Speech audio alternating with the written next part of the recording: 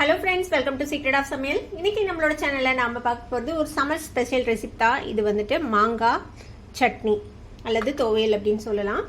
இட்லிக்கு, தோசைக்கு, சாதத்தோட பெரட்டி சாப்பிட்றதுக்கு செம்ம டேஸ்டியாக இருக்கும். உங்களுக்கு மாங்காய் பிடிக்கும்னா கண்டிப்பாக இந்த மாங்காய் சட்னியும் பிடிக்கும். உப்பு, காரம், புளிப்புன்னு அப்படியே சொல்லும் போதே எனக்கு நாக்கு ஊறுது. அந்தளவுக்கு செம்ம டேஸ்டியாக இருக்கும். சரி வாங்க வீடியோக்குள்ளே போயிடலாம். இந்த சூப்பரான மாங்காய் சட்னி எப்படி செய்யலான்னு பார்க்கலாம். ஒரு பெரிய சைஸ் மாங்காய் எடுத்துக்கோங்க. இந்த மாதிரி தோலை சீவிட்டு அதுக்கப்புறம் இந்த மாதிரி சாப் பண்ணி வச்சுக்கோங்க ரஃபாக. இப்போ இது இருக்கட்டும். ஒரு பேன் அடுப்பில் வச்சுக்கலாம். இதில் கொஞ்சமாக எண்ணெய் விட்டுக்கோங்க. இதில் ஒரு டீஸ்பூன் அளவுக்கு உளுத்தம்பருப்பு சேர்த்திக்கலாம். உளுந்து லேசாக வறுபடட்டும்.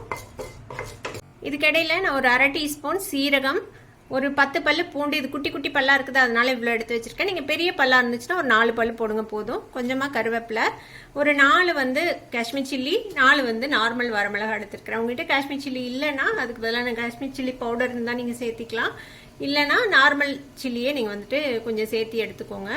இது ஒரு நல்ல கலர் கொடுக்கும், அதுக்காக வேண்டியதான் நான் காஷ்மீர் சில்லி எடுத்துருக்கிறேன். உளுந்து லேசாக செவந்துருச்சு. இப்போ நம்ம எடுத்து வச்சிருக்கிற இது எல்லாத்தையும் போட்டுடலாம். இதையும் வதக்கி விட்டுக்கலாம். மாங்காய் நல்ல புளிப்பான மாங்காயாக இருந்துச்சுன்னா கொஞ்சம் ஸ்பைசியாக இருந்தால் தான் இது நல்லாயிருக்கும். நீங்கள் அதுக்கு தகுந்த மாதிரி அட்ஜஸ்ட் பண்ணி நீங்கள் வரமிளகாய் சேர்த்துக்கோங்க காரத்துக்கு ஏற்ற மாதிரி. இப்போ ஒரு நிமிஷம் நல்லா வறுத்தாச்சு. இப்போ பாருங்கள் நல்லா வறுபட்டுருச்சு. இப்போ அடுப்பு ஆஃப் பண்ணிடலாம். இது ஆறட்டும். இப்போ நம்ம வறுத்ததை இந்த மிக்ஸி ஜாருக்கு மாற்றியாச்சு. இப்போ இதை நம்ம பவுடர் பண்ணி எடுத்துட்டு அதுக்கப்புறம் மாங்காயும் சேர்த்து அரைச்சிக்க போகிறோம். இதை முதல்ல ஒரு அரை அரைச்சிக்கலாம். இப்போ இது மாதிரி கோஸாக அரைச்சிட்டு இப்போ நம்ம கட் பண்ணி வச்சிருக்கிற இந்த மாங்காவையும் சேர்த்து 1-2 அரைச்சிக்க போகிறோம். ரொம்ப நைஸாக அரைக்க தேவையில்லை, கொஞ்சம் கோஸாக அரைச்சி எடுத்துக்கோங்க. இப்போ இதையும் அரைச்சி எடுத்துகிட்டு வந்துடலாம். தண்ணி சேர்த்த தேவையில்லை, இப்படி அரைச்சிக்கலாம். இந்த மாதிரி அரைச்சி எடுத்துக்கோங்க. அங்கங்கே ஒரு சில பிட்ஸாக மாங்காய் இருந்தால் பரவாயில்ல, நல்லா தான் இருக்கும் சாப்பிடும்போது. இப்போ இது இருக்கட்டும். இது எப்படி தாளிக்கலான்னு பார்க்கலாம். இப்போ அதே பேன் அடுப்பில் வச்சுருக்கேன். இதில் கொஞ்சமாக நல்லெண்ணெய் விட்டுக்கலாம். ஒரு டேபிள் ஸ்பூன் அளவுக்கு நல்லெண்ணெய். எண்ணெய் சூடானதும் கொஞ்சமாக கடுகு சேர்த்திக்கலாம். கடுகு வெடிக்குது. இதில் கொஞ்சமாக பெருங்காயத்தூள் சேர்த்திக்கலாம். கூடவே கொஞ்சமாக கருவேப்பிலை, ஒரு வரமிளகாய். இப்போ இதில் நம்ம அரைச்சி வச்சிருக்கிற இந்த மாங்காய் விழுது சேர்த்திக்கலாம்.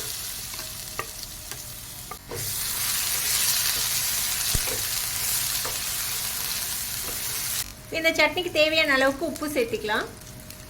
இப்போ இந்த உப்பு, புளிப்பு, காரம்லாம் பேலன்ஸ் பண்ணுறதுக்கு கொஞ்சமாக வெல்லம் சேர்த்திக்கோங்க. ஒரு அரை டீஸ்பூன் அளவுக்கு சேர்த்திருக்கிறேன்.